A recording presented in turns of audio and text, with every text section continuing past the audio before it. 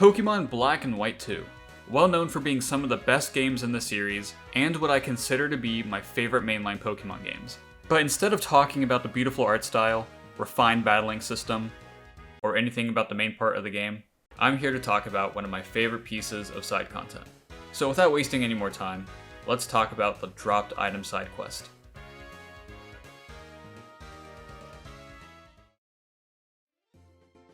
Alright, before we get started, it's important to note that the character you play as changes how the side quest works. So for the majority of the video, you'll see me play as a boy.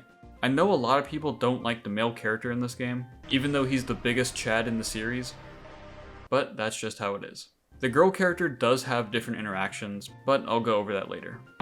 Anyways, after you spawn in, watch some TV, and pick your starter, you're going to want to fast forward until you reach Nimbasa City. On the right side of town is an area with stuff like the gym leader, the Ferris wheel, and the dropped item. This is an X transceiver. It's basically a piece of technology that allows you to make calls to characters you meet throughout the game. But because this is an RX transceiver, let's see who it is. Hello? Yes, that's right. I'm the owner of that X transceiver. I'm using an old X transceiver right now, so it's audio only. Sorry. Thank you for finding it. Truth is, I want to come pick it up right away, but right now I'm very busy with work and I'm not in a place where I can stop and come and get it. If you don't mind, could you hang on to it for a little bit? Really? You don't mind? Thank you so much. My name's Yancy. And you are? Nate? Okay, when work comes down, I'll come pick it up. So please take care of it for me. Also, I'm sure you'll want to keep in touch until I can pick up my X transceiver. So I'll call your X transceiver often. Bye then. Thanks again. This is where the main side quest begins. After this call, there will be 15 different spots around Unova where Yancy will call you. Once you get to one of these spots, the X transceiver will start to ring. Here's how a typical call goes. Hi, is this Nate? Wow, so you're a boy? It's a little annoying that we can't see each other, right? Just so you know, I'm a girl. Oops, my colleague is calling me. I have to get back to work. Talk to you again. Goodbye. That's how most of her calls go. For the sake of clarity, I like to categorize these calls into 3 different sections. The first section being calls 1 through 10, which I refer to as the voice-only calls. This batch of calls is all about Yancy getting to know you. She'll ask you things like your favorite Pokemon type, what hobbies you have, and what music you listen to. The cool thing about these questions is that you can actually choose what your answer would be. If you go back to Castelia City, there's a building where you can answer questions about yourself. If you fill them out, then have Yancy call you, she'll repeat back whatever answer you chose. Some other questions she'll ask will be what kind of Pokemon you like, if you prefer trading or battling, what kind of person you want to be, and how many badges you have. That's a lot of information about us, but we still don't know much about her. Thankfully for call 10, Yancy says she finally has time to pick up her old X transceiver. I am off today, so I was thinking I could pick up my X transceiver. The one you've been keeping for me. Can we meet at the Ferris wheel in Nimbasa City? I'm looking forward to seeing you there. If you head back to Nimbasa City, she'll be standing in front of the Ferris wheel. No, I'm not who you think. What? You're Nate? I'm so sorry. I thought you were someone else. Well, it's nice to meet you. I'm Yancy. You were different than I imagined, so I was a little surprised. I suppose so. We can just talk normally.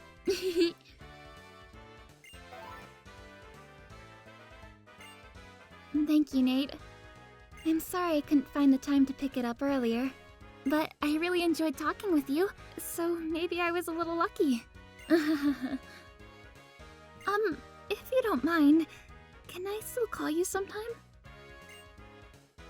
I was really scared you might say no.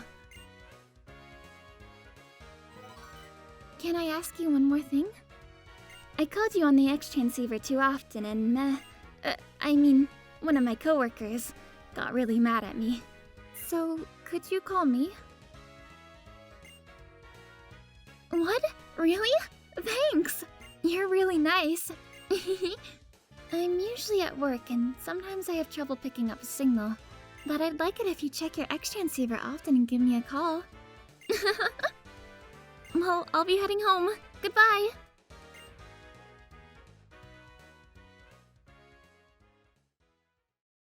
After that interaction, you enter the second group of calls. These are calls 11 through 30, and where the side quest becomes a little more tedious. Instead of Yancy calling you, it's now your turn to call her.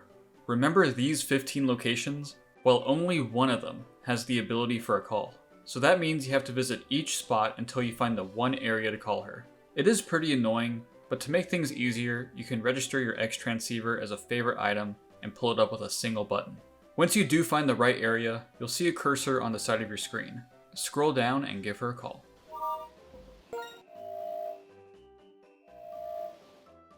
Ah, Nate. Yeah, I can talk right now. You know... After she's done speaking, you can choose to talk with her or hang up. As I talk about each call, I will be summarizing them briefly and adding some additional footage, just so it's more visually interesting. Call 11 has her thanking you for returning the X transceiver. It turns out you two are around the same age, which makes her feel a lot more comfortable talking to you. The next few calls have her mention that she likes to cook as a hobby, how normal is her favorite type, same, and that she enjoys listening to pop music. She even adds on that she's good at singing and wants to sing for us someday. That's pretty important, so just keep that in mind for later. Some other things Yancy talks about are wanting to try out the Pokemon Musical, which is a place where you can dress up your Pokemon, and that she likes to go for walks, which is how she dropped her X transceiver in the first place. A couple of her conversations set up an ongoing mystery about what she does for work. What we learn about her job is that it involves her having to travel to different regions, and that by working hard at whatever she does, she believes it can help her become a better person. Another small detail she slips in is that whenever she travels, she trades Pokemon with local people and wants to trade with us someday. Again, this might be important later on. For Call 19, Yancy talks a little bit about her family. She tells us about a time where her dad and brother were having a Pokemon battle, but had to stop because her sister started crying. She wasn't upset about the battle itself, but because she doesn't have a Pokemon yet. We're slowly getting to know Yancy more on a personal level in these conversations, and it seems like she's enjoying talking with us too. For example, check out what she says in Call 20. Time flies when I talk to you, Nate. I must really be having a good time. Calls from you are always welcome, you know? I should get back to work now. Talk to you later. Bye! God, dude, Nate is such a Chad. Anyways, this next bunch of calls are all about Yancy asking you for help. These are some of the more tame conversations you have with her, but you explain to her how dark tall grass works, how she can fix a mistake at work, what the metal rally is, and how to use a dowsing machine. Some of the more interesting ones are where she talks about her family again. Yancy brings up that she wants to give her sister a Pokemon, but wasn't sure what type to get her. The cool thing about this conversation is that whatever starter you chose will be the type you recommend to her. So because I chose the best starter, Oshawott, she'll get her sister a water type Pokemon. We also give her some advice, like how to use a fire type Pokemon to beat her brother's Lavendere, and how to patch up an argument she had with her dad. But you want to know what the best call in this section is? Well, for Call 28, Yancy wants your opinion on how she looks wearing her hat. Aww. Apparently your response was so flattering that it made her blush. Guys, I'm telling you, there's a reason why Nate is the most Chad male in the series. Anyways, there's one more call before the big Call 30, and I personally think it's the most interesting in the whole side quest. When Yancy calls you, she mentions how there's a coworker that makes her feel really competitive at her job. But after talking with us, she feels that it's herself that she needs to work on, and not to worry about him so much. Who is him? Well, I haven't talked about him up to this point yet, but this is Curtis. He's the male counterpart of Yancy that shows up when you play as a girl. Now, for the most part, he does have similar conversations to Yancy, but his phrasing and answers are different. For example, he likes Electro-type Pokemon the best, and enjoys fishing as a hobby. The reason I bring him up now is because Yancy is referring to him when she talks about being competitive. At the same time, if you get to this call while playing as a girl, Curtis will say the same thing, except he'll say it's a girl he's competitive with. I'm not going to spend too much time on Curtis, but just know he has his own personality and unique moments too. And now we arrive at call number 30. Let's see what she has to say. I I'm off today, so can we meet somewhere? You've been helping me a lot recently, so I'd love to thank you face to face. Really? You can? Great! Can we meet each other at the Ferris wheel? I'm so looking forward to it. See you later. Didn't she look a lot happier just then? Well, let's head over to Nimbasa City and see what she wants. Oh, Nate! You came! I'm so glad. What? No, I haven't been waiting. I just got here a minute ago. Hey, if you don't mind, do you want to ride the Ferris wheel? Nimbasa City's Ferris wheel is really famous for having a beautiful view. Really? You don't mind? Great! I've been wanting to ride this Ferris wheel for a long time. But only 2 people can ride it, so I've held out on it this whole time. I'm so happy! I'm all worked up. Let's hurry and ride!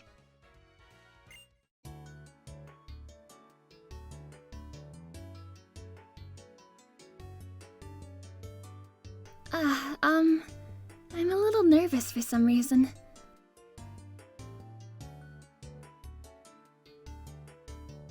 It's strange. Talking with you makes me feel so happy.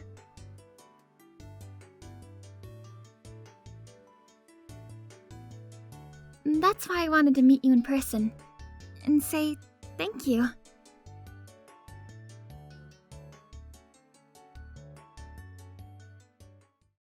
Once you're done with that conversation, you enter the final section of calls, 31 through 50-ish. Whenever you call Yancy now, she'll have the same blushing portrait she had before. There's 20 new calls to go over now, but I'll be honest, some of them really aren't that interesting. Like there's a call where she says that her reception is bad, and that's it. So instead of going over all of them, I thought I'd just do a highlight reel of some of my favorites. There's 4 different calls where she talks about her experiences going to different regions. These are of course the Kanto, Johto, Hoenn, and Sinnoh regions. She gives a brief summary of what she liked the most, as well as the staple food of that region. Several of these calls are straight up just her wanting to spend more time with you. Like how she wants to go eat cake with you, how she would share a soda with you, how she wants to go on a walk with you, different activities that are small but would mean a lot to her. Even when she doesn't want to hang out, she is still thinking about you. Like when she literally says she was just thinking about you before you called her. She hangs up right after telling us that. Or how about a call where she can't stop smiling and laughing, all because she's talking with you, then says she wishes it could last forever. Yeah dude, I can't tell if she's into me or not. There's a few more good ones that I didn't talk about, but there's one more conversation that happens specifically at call 50. Take a look. Oh, sorry I've kept you... Uh-oh. Alright. After calling her back, she apologizes and says it was someone else who picked up her X transceiver. Then says, taking a break when you're not supposed to will get you eventually. So yeah, that's what Yancy looks like in her work outfit. Quite the switch from a seemingly reserved, quiet girl to basically an idol. And of course, when you reach call 50 with Curtis, he also gets an extreme change from his original look. Okay, so I think we've ignored the big Dawn fan in the room for long enough. What exactly is Yancy's job? We've gotten small details about it here and there, but nothing about what she actually does. Well, what if I told you that the X transceiver pickup isn't actually the first time you could hear about these two? Let's rewind to the very start of the game. Anyways, after you spawn in, watch some TV.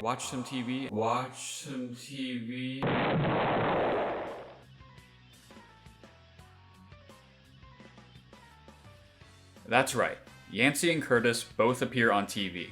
Except that's not what they're called on air. When Yancy's on TV, she gets called Nancy, and Curtis is called Kristoff.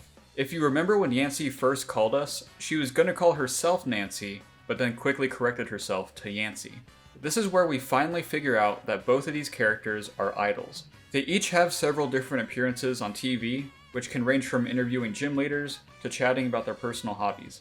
I think my favorite one of these is where Yancy is interviewing the gym leader Skyla, and Skyla just shoves her out of a plane. But being idols, of course, the main part of their job is performing for their fans. This explains why earlier on, Yancy says she travels frequently to different regions. It's to perform.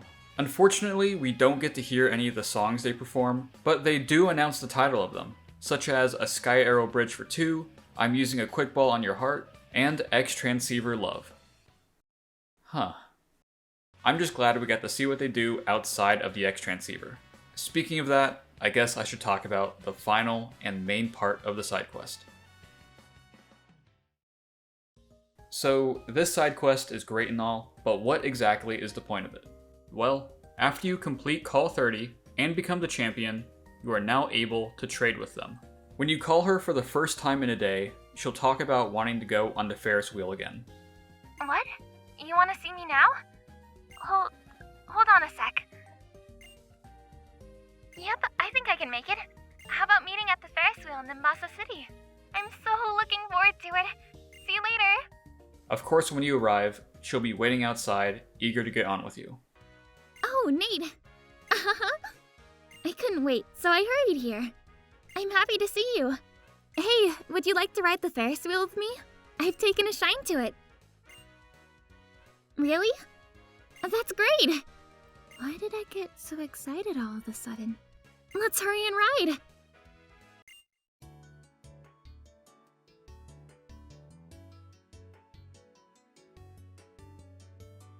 I never get tired of this view.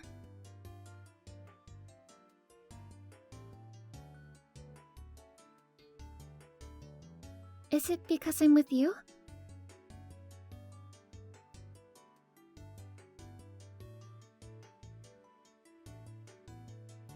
Aww, it's over already.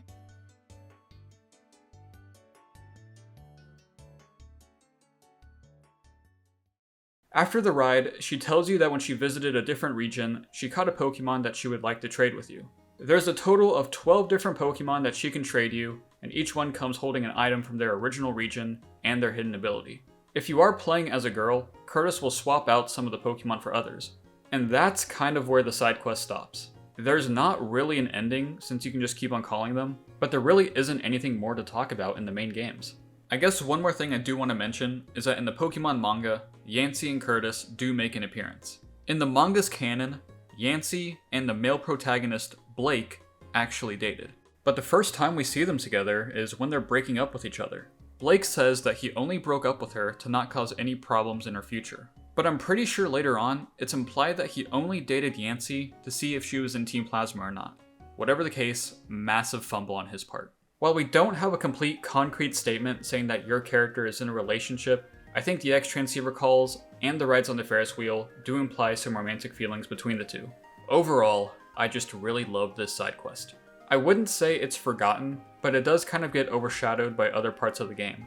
Not only do I like it because of the cute interactions between your character and Yancy, but also the development that she gets as a character.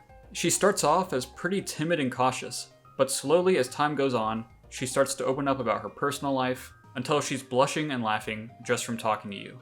Romance in Pokemon isn't exactly common, but there are other examples of it in the series. Despite that, I don't think any of them can ever match my enjoyment of this side quest. Thank you all for watching, and a massive thank you to Lavendere for voicing Yancy throughout the video. If you want to see more of her work, I've linked her socials in the description. And until next time, take care. Thank you for watching!